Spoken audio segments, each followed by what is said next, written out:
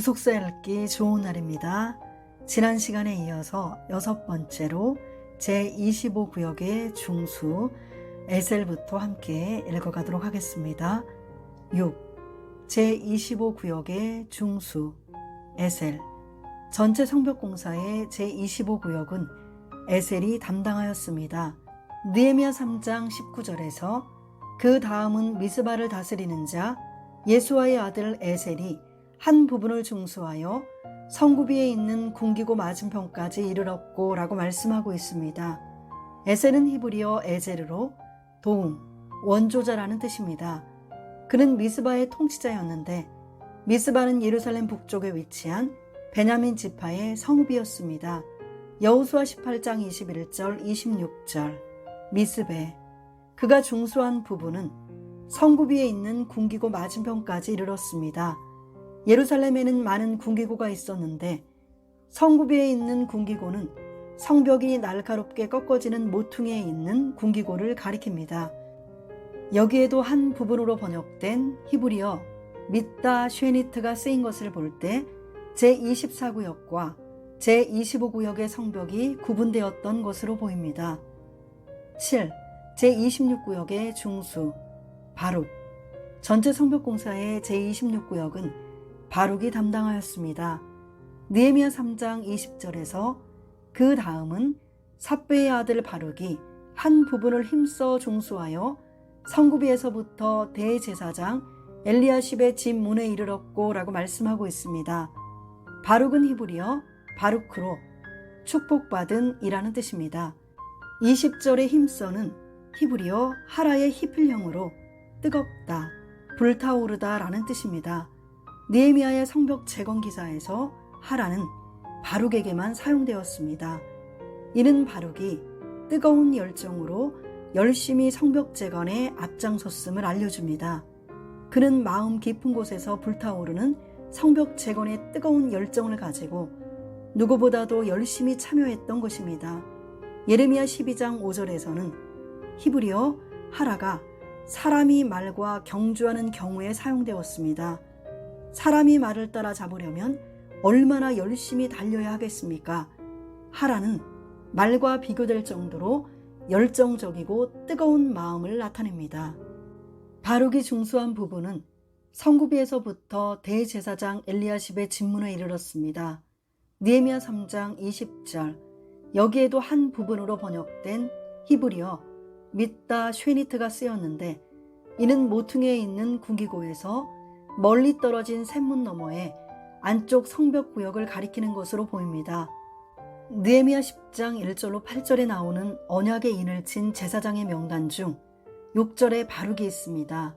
바룩이 제사장이라면 그는 대제사장 엘리야십과 함께 양문을 건축하였을 뿐만 아니라 여기 샘문 쪽 성벽 공사에도 참여한 것입니다. 느헤미야 3장 1절. 느헤미야 3장 20절에서 바룩에 대해서만 힘써라는 표현이 들어간 것을 볼 때 바룩은 두 군데 성벽을 건축한 것이 확실합니다. 8. 제27구역의 중수 무레못. 전체 성벽공사의 제27구역은 무레못이 담당하였습니다. 느헤미야 3장 21절에서 그 다음은 하코스의 손자 우리아의 아들 무레못이 한 부분을 중수하여 엘리야십의 집 문에서부터 엘리야십의 집 모퉁이에 이르렀고 라고 말씀하고 있습니다. 무레못은 히브리어 메레모트로 높음이라는 뜻이며 그의 이름이 어문 쪽 성벽 재건에도 나오는 것을 볼 때 성벽 재건에 헌신한 인물임을 알 수 있습니다. 느헤미야 3장 4절. 무레못은 제사장으로서 엘리야십의 집 문에서부터 엘리야십의 집 모퉁이까지 중수하였습니다. 느헤미야 3장 21절. 대제사장 엘리야십의 집 문부터 집의 모퉁이까지의 거리가 한 구역으로 소개되는 것으로 볼 때 당시 제사장의 집이 상당히 넓었고 그 앞의 성벽은 심각하게 훼손되어 있었던 것으로 보입니다. 여기에도 한 부분으로 번역된 밑다 쉐니트가 사용되어 제26구역과 거리를 두고 재건 공사를 시작한 것으로 보입니다. 무레못이 대제사장 집 앞에 성벽 공사를 담당한 것을 볼 때 그는 대제사장이 인정할 만큼 신실한 제사장이었을 것입니다. 에스라 8장 33절, 느헤미야 12장 3절. 9. 제28구역의 중수, 평지에 사는 제사장들. 전체 성벽공사의 제28구역은 평지에 사는 제사장들이 담당하였습니다. 느헤미야 3장 22절에서 그 다음은 평지에 사는 제사장들이 중수하였고 라고 말씀하고 있습니다. 여기 평지는 히브리어 하키카르로 정관사 하가 카카르와 같이 사용되어 예루살렘 인근의 특정한 평지를 가리킵니다. 카카르는 원, 둥근 빵, 원형 추라는 의미가 있는데 둥근 빵처럼 둥글고 완만하게 솟아있는 모양의 평지를 말합니다. 평지에 사는 제사장들은 예루살렘에 사는 제사장들과 다른 자들로 예루살렘 주변의 평지에 거주한 제사장들입니다. 느헤미야 3장 1절. 이들은 무레못이 담당하였던 엘리야십의 집 모퉁이가 끝나는 지점에서부터 이어지는 성벽을 재건하였습니다. 제26부터 28구역은 대제사장 엘리야십의 집과 관련된 구역으로서 제사장들이 집중적으로 참여하였음을 알 수 있습니다. 느헤미야 3장 20절로 22절. 예수님은 영원한 대제사장이십니다. 히브리서 3장 1절, 6장 20절. 하나님의 집은 교회입니다. 누가복음 2장 49절, 디모데전서 3장 15절. 그러므로 신약시대 왕같은 제사장이 된 성도들은 교회를 건축하며 하나님 나라를 확장하는 일에 앞장서야 합니다. 베드로전서 2장 9절, 계시록 5장 10절. 10. 제29구역의 중수, 베냐민과 핫숲. 전체 성벽공사의 제29구역은 베냐민과 핫숲이 담당하였습니다. 느헤미야 3장 23절 상반절에서 그 다음은 베냐민과 핫숲이 자기 집 맞은편 부분을 중수하였고 라고 말씀하고 있습니다. 베냐민은 히브리어 비냐민으로 오른손의 아들이라는 뜻이며 핫숲은 히브리어 하슈브로 명철한 이라는 뜻입니다. 여기 자기 집은 히브리어 베탐으로 표기되어 있는데 이는 그들의 한 집을 가리킵니다. 그러므로 베냐민과 핫숲은 한 집에 살았던 것입니다. 특히 핫숲은 말기야와 함께 풀무망대를 재건했던 인물입니다. 느헤미야 3장 11절에서 하림의 아들 말기야와 바핫 모압의 아들 핫숲이 한 부분과 풀무망대를 중수하였고 라고 말씀하고 있습니다. 11. 제30구역의 중수, 아사랴. 전체 성벽공사의 제30구역은 아사랴가 담당하였습니다. 느헤미야 3장 23절 하반절에서 그 다음은 아나니아의 손자 마아세야의 아들 하사랴가 자기 집에서 가까운 부분을 중수하였고 라고 말씀하고 있습니다. 여기 가까운은 히브리어 에첼로 바로 옆과 같이 밀접한 지역을 의미합니다. 아사랴는 히브리어 아자리아로 여호와께서 도우셨다라는 뜻이며 그는 자기 집에서 가까운 부분을 중수하였습니다. 12. 제31구역의 중수, 빈누이. 전체 성벽공사의 제31구역은 빈누이가 담당하였습니다. 느헤미야 3장 24절에서 그 다음은 헤나닷의 아들 빈누이가 한 부분을 중수하되 아사랴의 집에서부터 성구비를 지나 성 모퉁이에 이르렀고 라고 말씀하고 있습니다. 빈누이는 히브리어로 건축하다 라는 뜻입니다. 그가 중수한 부분은 아사랴의 집에서부터 성구비를 지나 성 모퉁이에 이르렀습니다.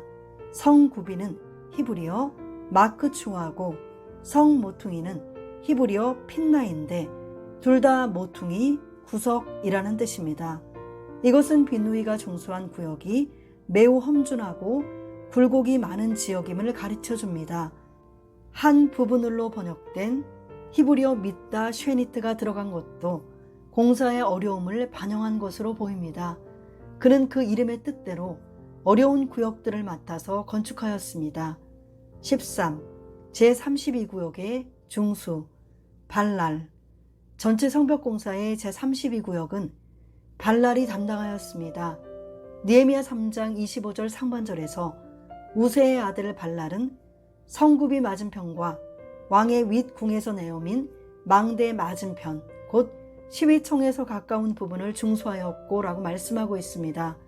발랄은 히브리어 팔랄로 판단, 심판이라는 뜻입니다. 한글 개역 성경의 번역과 달리 원문에는 중수하였고에 해당하는 단어가 없습니다. 다른 구역과 다르게 건축을 의미하는 동사가 사용되지 않은 것은 상대적으로 훼손의 정도가 덜했기 때문일 것입니다. 여기 왕의 윗궁은 수문 앞에 있었던 것으로 추정되는 왕궁으로 보이며 근처에 왕궁을 지키기 위해 성벽 앞으로 튀어나와 있는 망대가 있었습니다. 그리고 그 망대 맞은편에 있던 시위청까지가 제32구역의 경계가 되었습니다. 14. 제33구역의 중수, 부다야. 전체 성벽공사의 제33구역은 부다야가 담당하였습니다. 느헤미야 3장 25절 하반절에서 그 다음은 바로스의 아들 부다야가 중수하였고 라고 말씀하고 있습니다. 부다야는 히브리어 페다야로 여호와께서 구속하셨다라는 뜻입니다. 3. 구속사적 교훈. 샘문은 실로암 못 및 왕의 못과 예루살렘 성 외부를 연결하는 문입니다. 왕국시대 초기의 예루살렘에서는 주로 성 바깥에 있는 동쪽의 기온샘과 북쪽의 베데스다 못을 수원지로 삼았습니다. 그러나 히스기야 때 북이스라엘이 멸망한 후에 많은 사람이 이주해 오면서 더 많은 수원지가 요구되었고 대적들의 공격에도 물을 안전히 공급할 수 있는 성 안의 샘이 필요하게 되었습니다. 그래서 히스기야 왕은 예루살렘 남쪽으로 통하는 지하소로를 만들어 실로암 못과 왕의 못을 만들었고 바깥의 성벽을 둘러서 철저하게 지킨 것입니다. 예수님께서는 날 때부터 소경된 사람에게 내가 세상에 있는 동안에는 세상의 빛이로라 라고 말씀하시고 땅에 침을 뱉어 진흙을 이겨 소경의 눈에 바르시고 실로암 못에 가서 씻으라 라고 명령하셨습니다. 요한복음 9장 1절, 요한복음 9장 5절로 7절. 그래서 이 사람이 말씀에 순종하여 실로암 못에 가서 씻었더니 날 때부터 소경된 자가 눈이 밝아져서 보게 되는 기적이 일어났습니다. 요한복음 9장 7절 하반절에서 이에 가서 씻고 밝은 눈으로 왔더라 라고 말씀하고 있습니다. 그런데 예수님께 고침을 받은 소경은 예수님을 옹호했다는 이유로 회당에서 출교를 당하였습니다. 요한복음 9장 31절로 34절. 예수님께서 소경이 출교당했다는 소식을 들으신 후 그를 만나셔서 내가 인자를 믿느냐 라고 물으셨습니다. 소경은 주여 그가 누구시오니이까 내가 믿고자 하나이다 라고 대답했고 예수님께서 내가 그를 보았거니와 지금 너와 말하는 자가 그이니라 라고 말씀하시자 소경은 주여 내가 믿나이다 라고 말하고 절하였습니다. 요한복음 9장 35절로 38절. 예수님께서는 날 때부터 소경된 자의 육신의 눈을 고쳐주셨을 뿐만 아니라 영적인 눈까지 뜨게 하셨습니다. 예수님만이 우리의 영육간의 눈을 뜨게 해주시는 신령한 샘물이시요 생수의 근원이십니다. 아가 4장 12절에서는 나의 누이 나의 신부는 잠근 동산이요 덮은 우물이요 봉한 샘이로구나 라고 말씀하고 있습니다. 아가서의 슐라미 여인은 솔로몬의 60 황후와 80 비민, 무수한 시녀와도 바꿀 수 없는 하나뿐인 신부로 그리스도의 신부된 교회를 상징합니다. 아가서 6장 8절로 9절, 이사야 61장 10절, 62장 5절, 요한복음 3장 29절, 에베소서 5장 31절로 32절, 계시록 21장 2절 9절. 성도는 교회에서 예수님의 말씀의 생수를 마시고 말씀의 샘을 대적에게 빼앗기지 않도록 잘 지켜야 합니다. 요한복음 4장 13절로 14절, 마태복음 13장 19절, 마가복음 4장 15절, 누가복음 8장 12절. 7. 수문. 느헤미야 3장 26절로 27절. 제34구역 느디님 사람들. 느헤미야 3장 26절. 제35구역 드고아 사람들. 느헤미야 3장 27절. 1. 의미. 수문은 히브리어 샤아르 하마임으로 그 물들의 문이라는 뜻입니다. 수문은 예루살렘 성 동쪽에 있는 문입니다. 느헤미야 3장 26절에서는 동편 수문이라고 하였는데 여기 동편은 히브리어 라미즈라흐로 해 뜨는 곳을 향하여 라는 뜻입니다. 참고로 수문과 마문, 동문이 예루살렘 동쪽 성벽에 있습니다. 양문부터 샘문까지의 성문들과 달리 수문에는 건축하다, 중수하다라는 표현이 사용되지 않고 있습니다. 이는 예루살렘 성벽 재건 당시에 수문은 이미 존재했기 때문입니다. 수문은 성 밖의 기온샘과 오벨 사이에 위치하였으며 사람들이 기온샘의 식수를 얻기 위하여 이 문으로 자주 왕래하였으므로 수문이라 불렸습니다. 역대하 32장 30절. 이곳에는 집회를 가질 수 있을 정도로 넓은 광장이 있어서 수문 앞 광장으로 불리기도 하였습니다. 느헤미야 8장 1절에서 모든 백성이 일제히 수문 앞 광장에 모여 학사 에스라에게 여호와께서 이스라엘에게 명하신 모세의 율법책을 가지고 오기를 청하매라고 말씀하고 있습니다. 느헤미야 8장 3절, 16절. 2. 건축 과정. 1. 제34구역의 중수, 느디님 사람들. 전체 성벽공사의 제34구역은 느디님 사람들이 담당하였습니다. 느헤미야 3장 26절에서 때에 느디님 사람은 오벨에 거하여 동편 수문과 마주대한 곳에서부터 네어민 망대까지 미쳤느니라 라고 말씀하고 있습니다. 느디님은 히브리어 네티님으로 주어진 자들이라는 뜻인데 주다라는 뜻에 나타내서 유래하여 주어진 자들, 바쳐진 자들이라는 의미입니다. 주전 458년에 제2차로 바벨론 포로에서 귀환한 자들의 명단을 설명하면서 느디님 사람 220명이 같이 왔다고 기록하고 있습니다. 이들은 하나님의 전을 위하여 수종들 자들이었고 레위 사람에게 수종들게 할 자들이었습니다. 에스라 8장 17절로 20절. 이들은 성전 직무에 신속히 움직이고 수문 근처에서 물을 성전으로 운반하기 용이하도록 성전과 가까운 오벨에 거주하였습니다. 느디님 사람들이 거주했던 오벨은 성전과 다윗의 도성 사이에 위치한 언덕 지역을 의미합니다. 오벨이라는 단어는 솟아오르다라는 어근에서 유래하였는데 급격한 경사지에 돌을 쌓아 올려서 견고하게 요새화한 곳을 오벨이라고 불렀습니다. 미가 4장 8절. 시온의 산. 남유다의 제11대왕 요담은 예루살렘을 견고하게 요새화하기 위해 오벨의 높은 성을 증축하였으며 제14대 므낫세 왕 역시 아주 높은 벽으로 오벨을 둘러싸았습니다. 역대하 27장 3절, 역대하 33장 14절. 이처럼 오벨은 성전과 밀접한 남동쪽에 위치했으며 군사적으로도 매우 중요한 요충지였습니다. 네어민 망대는 성벽 모퉁이에 바깥쪽으로 튀어나온 망대입니다. 견고한 오벨 요새나 망대가 위치한 것을 볼 때 예루살렘 동쪽은 적의 침략이 잦은 위험한 곳이었습니다. 느디님 사람들은 성전에서 매일 드리는 상번제와 각종 성전의 잡물을 도맡아 하면서 성벽 공사에도 최선을 다했던 충성된 자들이었습니다. 2. 제35구역의 중수, 드고와 사람들. 전체 성벽 공사의 제35구역은 드고와 사람들이 담당하였습니다. 느헤미야 3장 27절에서 그 다음은 드고와 사람들이 한 부분을 중수하여 네어민 큰 망대와 마주대한 곳에서부터 오벨 성벽까지 이르렀느니라 라고 말씀하고 있습니다. 드고와 사람들은 히브리어 테코이로 나파를붐이라는 뜻을 가진 어원에서 유래했습니다. 이들은 네어민 큰 망대와 마주대한 곳에서부터 오벨 성벽까지 중수하였습니다. 역대하 27장 3절, 33장 14절, 느헤미야 11장 21절. 네어민 큰 망대는 느디님 사람들이 중수한 성벽 범위에 기록된 네어민 망대와 달리 큰이라는 뜻의 히브리어 가돌이 추가되어 있습니다. 가돌 앞에 정관사 하가부터 특정한 대상을 가리키는 것을 볼 때 네어민 망대와 별개의 더 거대한 망대가 가까운 거리에 하나 더 있었던 것으로 보입니다. 오벨 성벽은 느디님 사람들의 거주지인 오벨을 마주하고 있는 높은 성벽을 가리킵니다.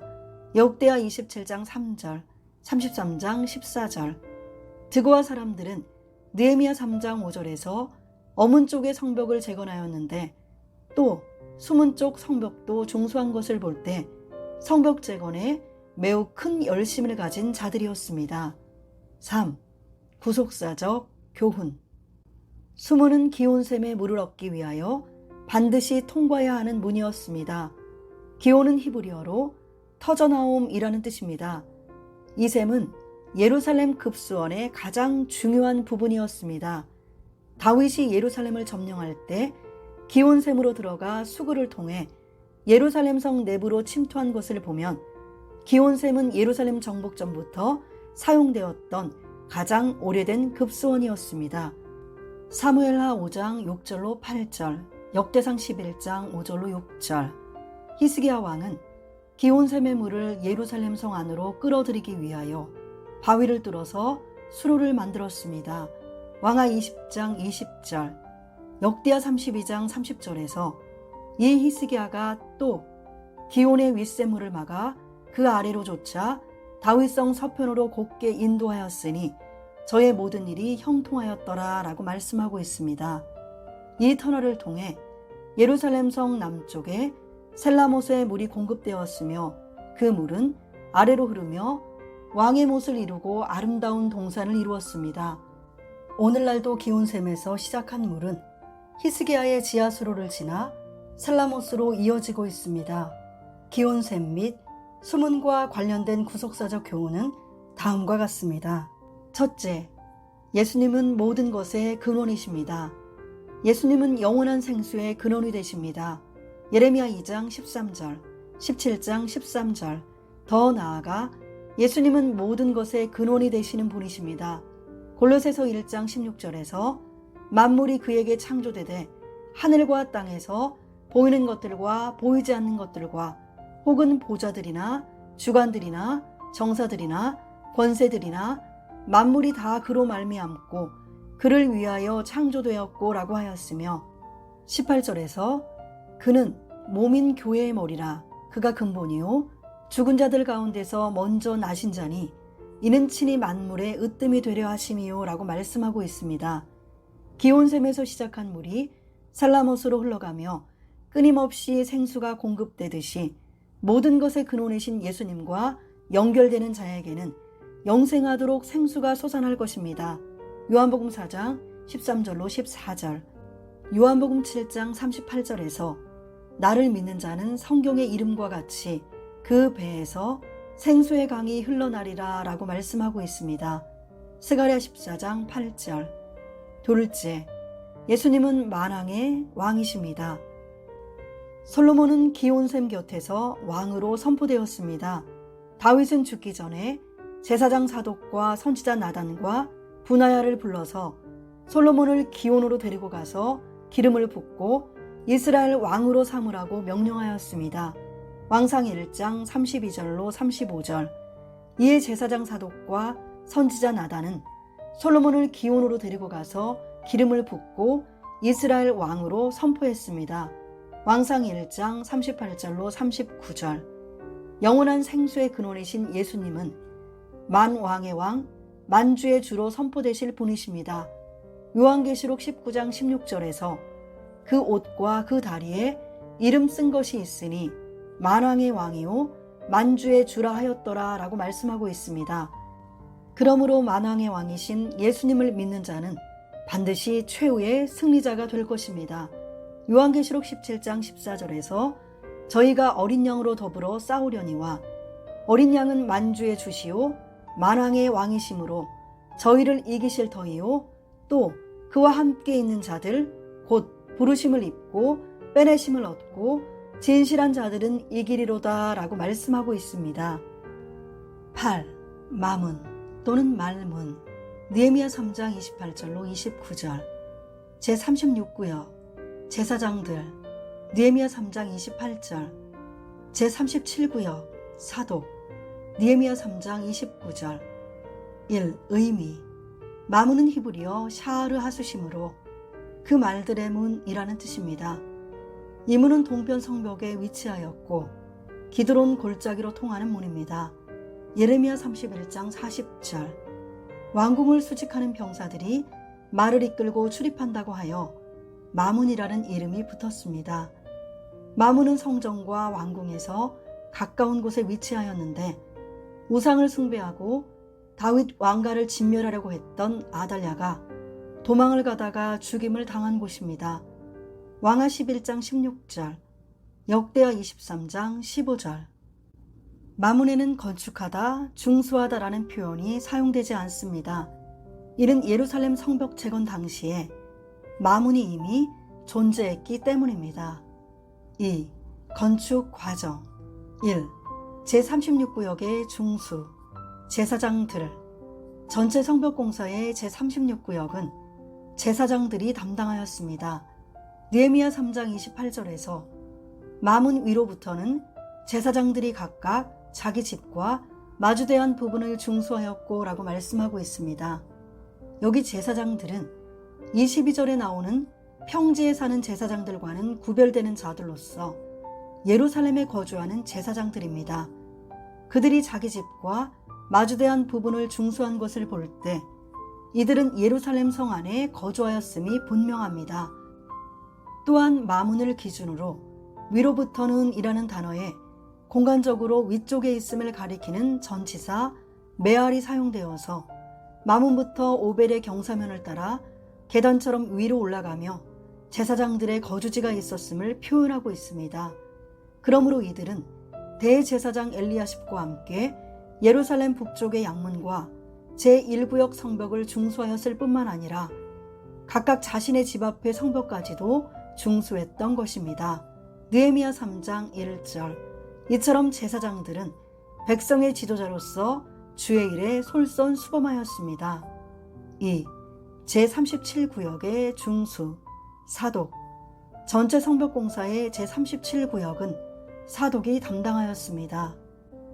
느헤미야 3장 29절 상반절에서 그 다음은 임멜의 아들 사독이 자기 집과 마주대한 부분을 중수하였고 라고 말씀하고 있습니다. 여기 사독은 히브리어 차도크로 의로움이라는 뜻입니다. 역사적인 정황을 볼 때 여기에 사독은 제1차 바벨론 포로 귀환 때에 수룹바벨과 함께 귀환한 임멜의 아들이 아니라 그 자손입니다. 에스라 2장 1절 37절. 여기 아들로 번역된 베는 아들의 의미보다는 자손의 의미로 사용되었습니다. 성벽 재건은 주전 444년에 이루어진 것으로 제1차 바벨론 포로 귀환으로부터 약 93년이 지났기 때문입니다. 사독 역시 자기 집과 마주대한 부분을 중수하였습니다. 이처럼 마문과 인접한 성벽은 힘써 자기의 책임을 다한 제사장들과 사독에 의해 중수되었습니다. 3. 구속사적 교훈. 이스라엘에서 말은 농업이나 제사, 일상생활과는 관련이 없는 짐승입니다. 당시 말은 오직 전쟁과 과실을 위해 키우는 짐승이었습니다. 욥기 39장 19절로 25절, 시편 20편 7절로 8절, 33편 17절, 147편 10절, 호세아 1장 7절, 미가 5장 10절, 스가랴 1장 8절, 신명기 17장 16절, 왕상 10장 28절, 이사야 31장 1절로 3절, 36장 6절로 9절. 이런 점에서 성경에서 말은 심판과 전쟁의 이미지를 가집니다. 다윗 왕가의 씨를 진멸하려고 했던 극악한 아달랴가 죽임을 당한 곳이 바로 마문 어귀입니다.